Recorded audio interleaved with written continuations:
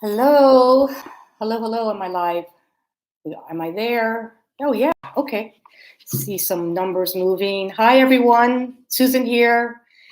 Going to hang out a little bit just to get everything situated. And got a bit of a cold today and hoping I'm not going to sneeze or lose my voice in the middle of this, but we're going to get it done.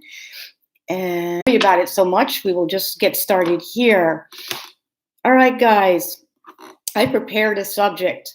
I actually prepared a subject for you guys because this is hardcore. This is nitty gritty. This is stuff that's not talked about. Usually have to go to graduate school to get this information, or after your 2 to 4 year college in fashion design. So I wanted to have a subject and I wanted to input with you guys as well. And I have, for many years, started a lot of small companies starting their line from scratch.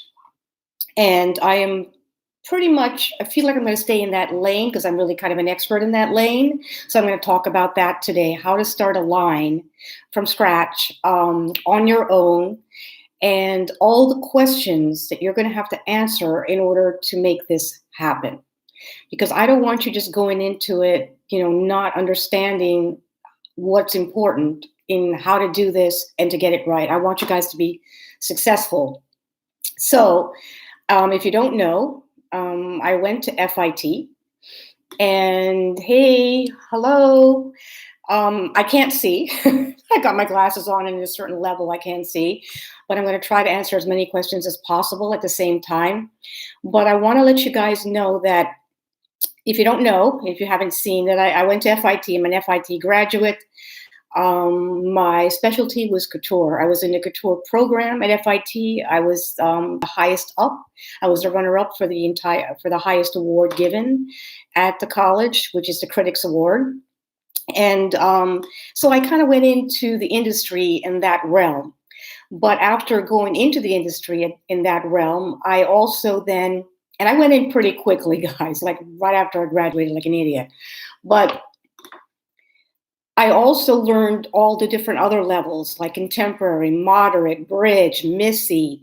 I even did some plus sizes. I did some celebrity fashion. I did, one of a kind, all of that. So I can touch on all of those different areas. But just to give you an idea, this is what they hand you in the last semester at FIT. Good luck, right? A little outline basically on how to design for a season. This is what I have prepared for you guys. All right. It's a little bit more involved in a few categories. Starting your own line is a big deal, and you should take it seriously. And if you want to do it, you should do it. But be aware of all the elements in it, and as many elements as you can going into it, because if you don't, you will just lose everything. You will lose whatever little you're going to put involved in this, or what lots you're going to be putting involved in this venture. So I wanted to go step by step with this, and I wanted to give you a way to start thinking and asking questions for yourself. Now, just to give you an idea, putting a line together, just so you know, we're going to be talking about a line. We're not going to be talking about a collection. A collection is 50 or more pieces. We're going to be talking about a line which ranges from, let's say, 10 to 20 pieces max to do your first line, okay? And whatever category you're deciding to be. Let me not get ahead of myself. Let me start from the very beginning. So if you guys are ready, and we have enough people, hopefully, that are watching this, I will get started. Wanted to give a shout out to some people I have had a little tweaking. I've been on this journey now for almost 10 years on YouTube, starting to feel very self-conscious. So I've had a few people, do a little tweaking and just small things. And I just want to give a shout out to Alice Aesthetics, and I'll give the information on that. She did some facials on me. I feel very refreshed and good because of that. And another lady, Autumn, who did some other tweaking on me. I wanted to give a shout out to them. As you know, as a YouTuber, you're basically doing this on your own. It's your lighting, it's your camera, it's your hair. You're the hairdresser, you're the makeup artist, you're everything. I don't want to get off topic, but I want to, give that shout out and thanks. So let's get started. All right. We refer to your line as a brand. Keep in mind, you're going to refer to your line in the very beginning as a brand. You're not going to say this is just an arbitrary line that you're going to just do for the heck of it, that you might show to a store or not, or put online or not. If you are serious about making a line and branding yourself with your designs, then you're going to have to start with this very, very important and not so lovely question. And that is, what makes you different than anybody else out there right now in the market that you are trying to get into? Yeah, that's a tough question, guys. That's not an easy question. And to give you an example, just to give you a little example, let's say you're going to do nothing but bamboo knit separates, loosely fit, in a casual, moderate price range. Okay. And that's all you're going to do. And you're going to focus on that, and you're going to be the master of that. That's the kind of thing I'm talking about as far as branding. You've got to know what it is about yourself that makes you different than anybody else out there on the market today. Because guess what, guys? It's saturated.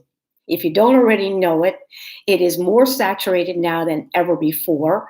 Probably as many people starting a line independently are as many people starting a YouTube channel independently.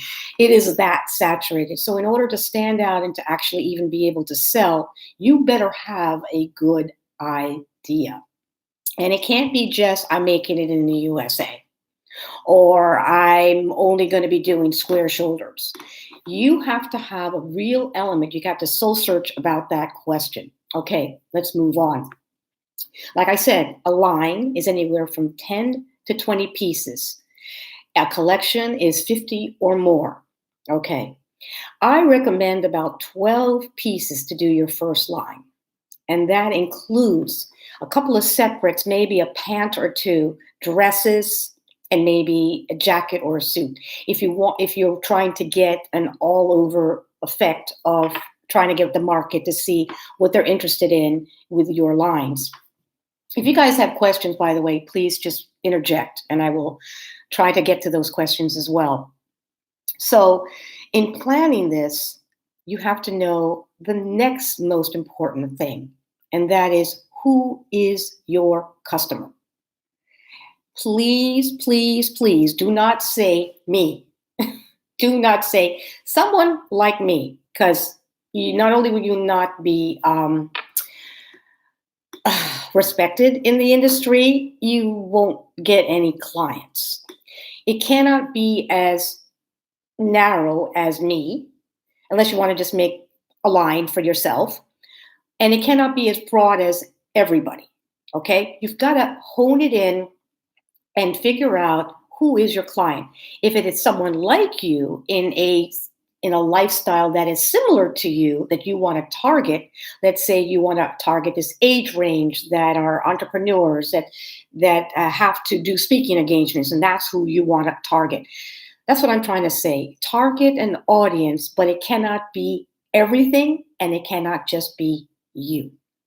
It has to be an age range, and I would recommend the age range not being more than, let's say, 30 years. Yes, you'll get that young customer, and you're going to be like, oh, I'm so excited. I got the 20-year-old, I got the 17-year-old, or wow, I got that 70-year-old, and she loves my things too. That is icing on the cake. That is not what you're planning, but that is icing on the cake, if that makes sense. Okay? So the categories of fashion, let's get to that. What are the categories of fashion? Well, there's a lot of categories, and actually I'm probably old school, and I'm going to probably mention the most categories that I'm more used to with a few new ones, because there's like a zillion categories now, guys. It's not like it used to be, okay? It used to be that there was couture, there was contemporary, there was ready to wear, there was Missy, there was bridge, there was plus sizes, there was women's sizes, there was active wear, sportswear.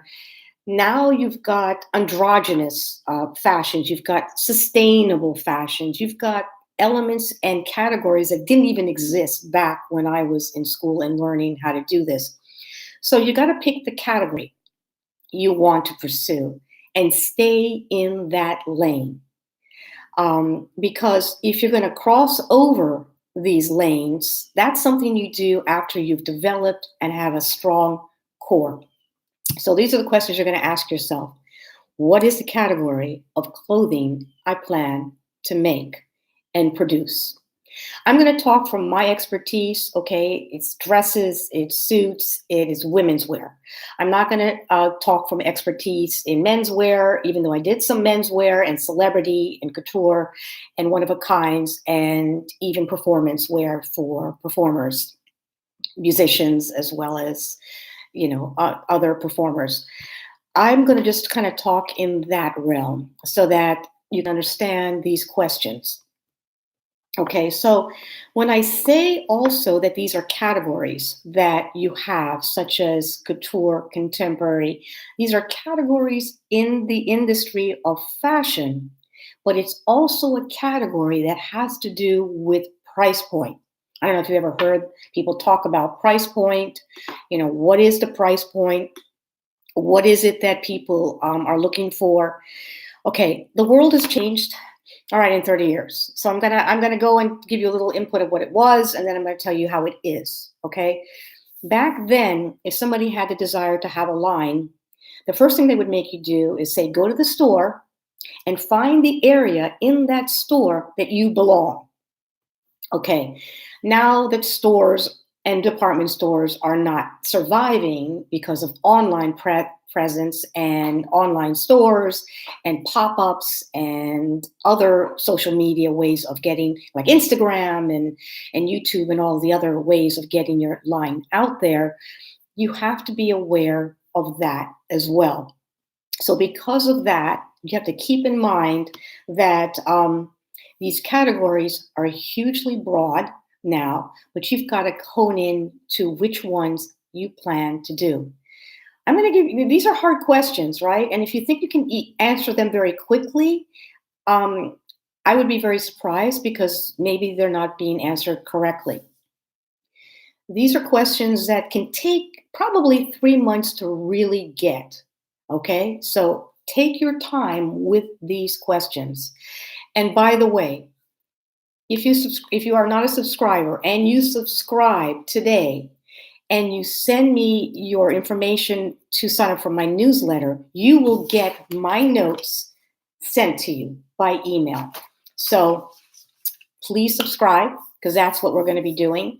That is the presence that I want to have. And so I just need you guys all on board. And there's a lot of information that I want to give you. So subscribe, sign up for the newsletter, ask me that you want that, and you will get my notes, and all of that will be sent to you by email. So, okay, so we talked about, the different categories. Now, I mean, if you saw the Oscars yesterday, okay. Okay, so good question. How do you submit for the newsletter? My website is, let's see if I can go over here, is Susan Elias Couture. Let's see if I can get this. Here we go. It is either Susan, I can't even see what I'm doing, Susan Elias, or it's Elias Couture. You want to just put eliascouture.com, and you will get my website. My website has a newsletter where you can sign up for the newsletter, and you will be on all of my mailing lists and all the information that I give to just my people on my newsletter. So that's how you can sign up. And also, I'm going to talk, I don't want to get on too ahead of myself. So yes, go on my website, click on some of my designs, check out my store. I'm going to talk a little bit later about the sloper. And I'll get into all of that a little bit later as far as the dress form. But I want to go into these categories. How are we doing so far, guys? Are you understanding where I'm going with this? Are these questions have you thought about or were thinking about it all? Has anyone ever approached you to say, yeah, I think you should do it. You're great, and or you said to yourself, I really want to get this started. Great. Okay, so there we go. So then we're going to get to price points. Okay, so like I said, couture it's a category of fashion, but it's also a price point. Couture is a certain price point and range, right? And it's what do I say? Usually, couture is probably maybe like 600. No, it's probably more like 2,000 and above, and it would be considered couture. If you wanted to do high fashion or high level fashion that is not straight couture, because couture is a whole nother element, guys. You have to understand couture is how a garment is made. And there's a lot of regulations. So, we all say it loosely in the United States that, couture is couture, but it's not. Okay, so if you want a high level of clothing, it's usually on the highest level, it starts at 2,000 and goes up. Okay, and that could be a very large range. It could be in the double digits. You know this, right? Galanos and all these $10,000 gals, right? But if you want to do a haute couture, if you want to do high fashion, it can be a little bit lower. Couture itself is, like I said, a process. Then you've got contemporary. Contemporary is a younger brand. It is a different body. And the price points are usually lower. So they are roughly, things have changed. Maybe I have to go see the numbers between like 100, let's say, and $600. And that is the range you would say for contemporary. That could also be considered Missy. They could also, and then you've got bridge, which is another category, which is usually between $300 to $800. And that's that part where it bridges couture and contemporary or Missy together, if that makes sense. People, you don't really hear the term bridge as much anymore. That was kind of an 80s thing, but it still exists in your pricing categories. So when you're pricing, you have to understand your categories and you have to understand the price point within the categories. But I'm just trying to give you a baseline of questions I want you to think about. Okay, now it gets to sizes. All right. Do you want to specialize from petites? Do you want to do extra small to extra large? And if you're doing extra small to extra large, your grading or the way your pattern is made is different than 0 to 12. Okay, 0 to 12, you have a 1-inch grade. Extra small to extra large, it's a 1.5-inch grade. That's another video on itself. Okay, that's how you make the patterns. Oh, good. Thank you, guys. I hope this is really good, meaty stuff. Let me get some water. All right. So do you want to do women's sizes? Women's sizes is a different terminology. That it's a more of a friendly terminology to say plus sizes, and people don't want to hear plus sizes. So there's different names for it. So they call it women's sizes or plus sizes, or there's many names for that.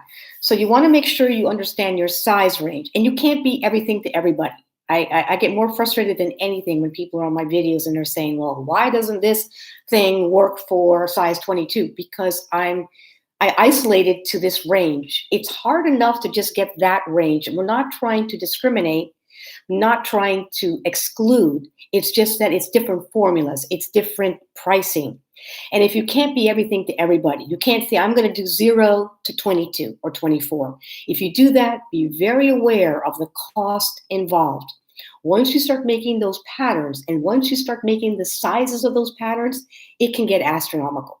It can get very, very expensive. Okay, so keep that in mind. We're doing good. We're doing good, guys. We're getting this. All right. So So the next thing you need to know is all the regional factors of your customer. Who's your customer? You've got to know who your customer is, guys. What is their social economic factors? Where do they live? What part of the? I mean, I'm on YouTube. You guys are all over the world. This is not just the U.S. So in where you live, where you want to start this line, who is your customer? How do they live? What are their needs? What are their desires? What are their requirements to have in a clothing line that will make you stand out so they will actually try your brand? So it depends on where you live in the world. Also, that factor. Another part of this factor that's very important is also how you're going to produce this clothing line. So let's say you're picking fabrication that is not available where you live, and it would be too astronomical to get that fabrication. It would be best not to do that fabrication right off the bat, but maybe use resources of fabrics that are in your area to start. Just to think about that. So the availability of your technology, the availability of the fabric, the availability and the requirements of your client to assure them your brand. So that's the next part. How are we doing, guys? How are we doing? All right. So, and then you want to know, okay, we're going to go to the next question. And then you want to know, like, what stores they're going to be shopping in. Okay. Where are they going to be shopping? Is it going to be in a store? Is it going to be in a boutique? Is it going to be a pop-up store? Is it going to be a self-store? Is it going to be online only? Where are you? Is it going to be word of mouth? Is it going to be, trunk shows in a hotel room? I mean, that's the way they used to do it. But whatever it's going to be, you have to decide how you're going to produce this line.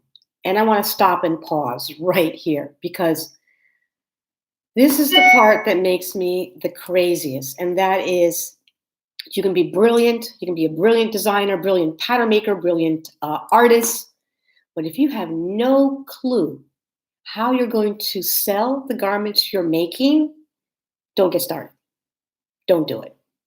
I can't say it enough because this is not cheap. Even if you do everything yourself, when I get to the bottom and I talk about price and money, however you cut it, it's not cheap. So unless you have a place to sell it and you've already tapped into that market, don't get started. Okay. But if you are planning to do this, guys, you need to know where you're going to sell it. You need to know that particular brand idea that you have is sellable on that platform that you are planning to use. It has to be the platform you're planning to use. Don't just throw a dart, in the air and hope it hits a wall because today we're lucky. You've got ways of testing the market. You can put your own YouTube channel together. You can have Facebook Live and see what your target customers are going to be saying and responding to. You can add it on Instagram on a regular basis. We didn't have that. We had a little hotel room and a journal on the first floor, and if you're lucky, they went up and saw you. If not, thousands of dollars down the drain. So, test the market. There's these quick starters. I mean, we didn't have quick starters, so if you have an idea for a specific brand or a specific idea to solve a problem that is not being solved right now, then check it out, test the market. Test the market, but know where you plan to sell this line. Okay. All right.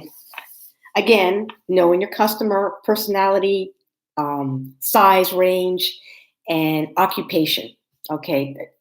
Today it's not as important to know their occupation because there are so many entrepreneurs in today's world. So it's not the same as it was back then. Back then, you literally were in a bracket, like, okay, I'm trying to get the lawyer. Okay, I'm trying to get the soccer mom. Okay, I'm trying to get, this person here. it's broader now. It does overlap, and I'm going to contradict myself because it does overlap today, like it didn't back then. There's just too much media for it not to. All right, specific design elements. This is a good one. Okay, every season, or every line, there are. See, I don't want to go ahead of myself. I don't want to get ahead of myself. Okay. Category. Okay. All right. So specific design elements. So when you're coming up with your design, like I would tell everybody, and I'll say this over and over again, because I'm going to try to wrap this up in a half an hour, guys. So ask me whatever question you want to right now. I wanted to make sure that I targeted these questions to make sure that you understood where I was wanting to go with this. But each one of these questions have subcategories and can be elaborated on it. This is a whole course. This is literally a whole course, which it may develop if you guys are interested. But just knowing about your customer and who you want to target is so key, guys. It is so key. But now we're going to get into fabric and shape. So like I would tell everybody, I don't design unless I have something to say. It's just like an artist who paints. Unless they have something to say that's new for them, I won't do it. But if you're a fresh designer and you plan to make lines, what you need to do is hone in that inspiration. What is your inspiration? What inspired you for that particular collection? Okay, is it you just want to make pencil skirts and that motivated you because you went to a certain part of the world and you were just flabbergasted by pencil skirts and that's what you wanted and that's what you want to do? So those are shapes and lines. And when you're putting a line, you have to be consistent in your line to make sure you show those shapes and those lines. It could also have to do with color. It has to do with fabrication. What inspires you? I can't tell you what will inspire you. I mean, I know for myself, it's music, it's movies, it's going to the beach in the Bahamas and staring at the ocean and just being calm and then letting the creativity flow. For you, it could be art museums, whatever it is. But whatever that collection is, it has to have a theme. Keep a unified theme, make it make sense, and if there are shapes and lines in that theme, be consistent for that line, for those 12 pieces or those 20 pieces.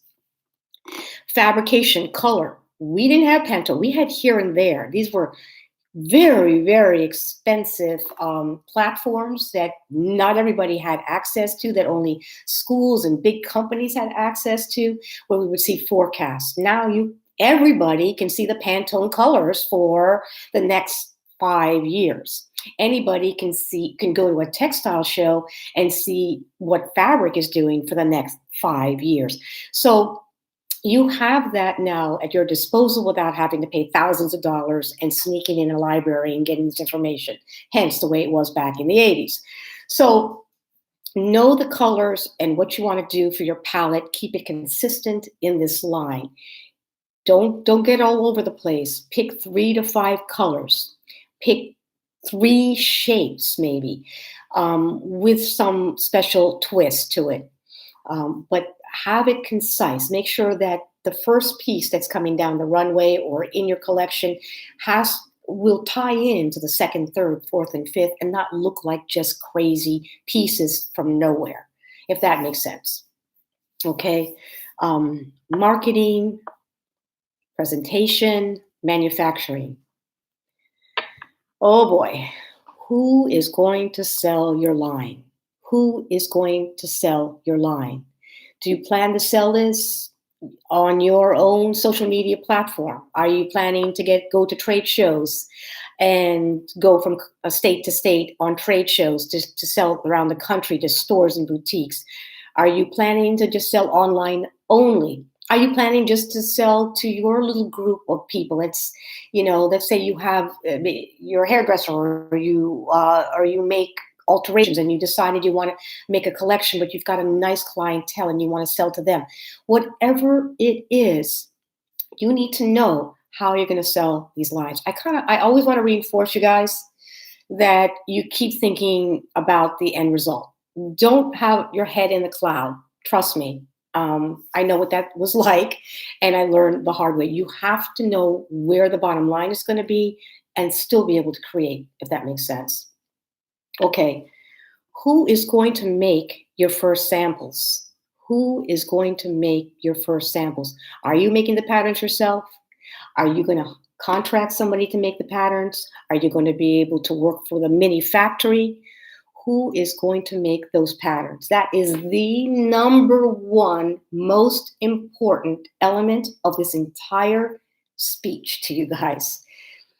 The pattern, I'm going to pause and explain this to you.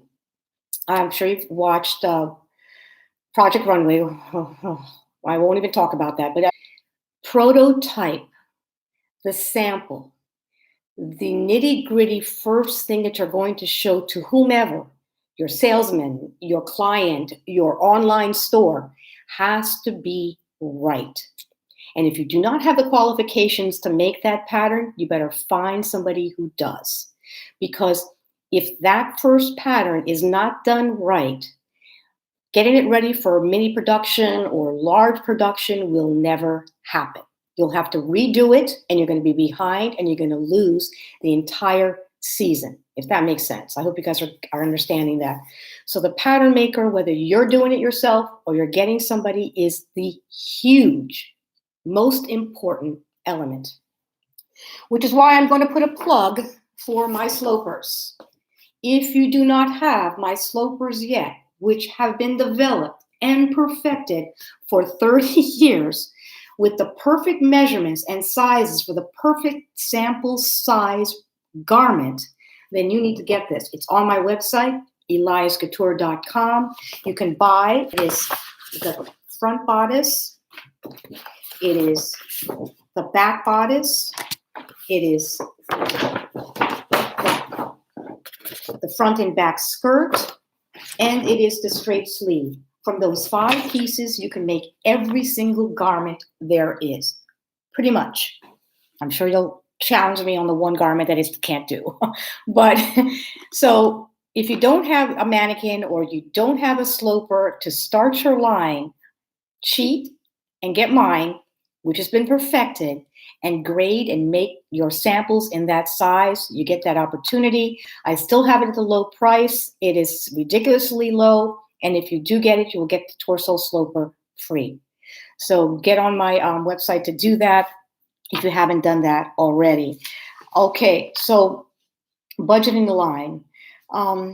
And then the other most important part of this element of making your samples, to making your first line, is who's going to sew this?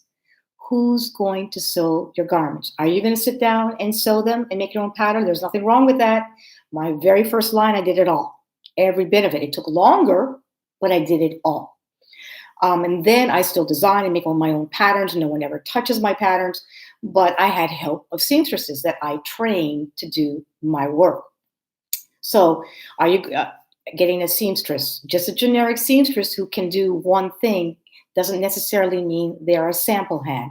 A sample hand is a higher level seamstress that can do samples that are able to make and then take apart and make again and fix. They have a different patience, they have a different skill level, and you want to look for what's called a sample hand to work with you.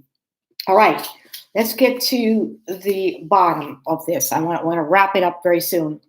So you also need to know, are you going to be making 2 seasons? Are you making 3 seasons? Are you making 4 seasons? Are you going to do spring, summer, pre-fall, fall, winter, resort? You're going to do all those seasons, which will make you guys nuts, or you're going to pick 2. I picked 2. I usually did fall, winter, spring, summer. And then you also have to understand what time of year you decide you want to launch this. This process usually takes about 3 to 6 months, depending upon your ability to have what you which you can get to get your fabrics, to get your seamstresses, to get your setup, to get your supplies. So if you, let's say you want to launch this, you have to understand when you're launching your designs too, you're not launching it the same exact day you're selling it. You're launching it 6 months to a year before it's in the stores. So decide what season you want to start with, and then decide the timeline and go backwards. Okay? If that makes sense. If that makes sense. Okay, guys, I'm going to wrap up to the bottom. Now, I'm going to give you a hint. And this is a formula that I have developed. And this formula worked for me. It also worked for a lot of the designers that I designed for as I was working in the industry with startup companies, which is what I kind of focused on and became very good at. And that is your budget. How much is all this craziness going to cost, right? I have a simple formula. It is pretty true and tried. Since things have changed financially, it probably will be a little bit more. But my formula is whatever the budget is for whatever the price range of your garment. Let's say you're going to be making garments and you're going to be dresses, and they're going to be targeted at $100, $100, or $150, right? If they are that, you need to multiply that number times 8. Yes, guys, times 8. That's how much it's going to cost to make that first sample. And then you multiply that by the amount of pieces you plan to show, whether it's 10, 12, whatever. I wouldn't go lower than 8 if you're going to show a line to get, to have people to see, but I wouldn't go past 20 for your first line. So that is it. I would say more or less between 8 times or 10 times the initial selling price of the garment you choose to produce. I hope that makes sense. I hope this wasn't too much. I hope it wasn't too overwhelming. I wanted to come and give that to you because so many people think that they can just start it off and not think about all these elements. And there's so many elements to think about and so many elements to juggle. And it can sound overwhelming, but it is still doable. Let me tell you, I did this for shoestring budgets, and I produced it without backing for many years. And we're turned over, whatever was selling, turned over for the other line. It's not easy. I had to work for other companies to cover my bases for all these years. That's exhausting. But whatever it is still doable and it is possible. And I wanted you guys to get a little sneak peek and some real hard questions to answer if you decide you want to sell and make your own clothing line and brand. So I hope that makes sense. I'm so glad to be on this platform. Let me know in the comments below also what you think of this. And if you haven't subscribed, subscribe. Check out my newsletter. It's on eliascouture.com. Get the sloper. I can't stress it enough. I have enough videos out there that basically will show you everything from all the supplies you're going to need to start your own design room, to padding your mannequin, to getting the slopers, working with the slopers, questions, answers. I have it all. So if you haven't checked out the rest of my platform, please do, in my channel. Love you guys. Thank you so much. Don't know how to get off. Okay, how do I get off? All right, thank you. Bye-bye.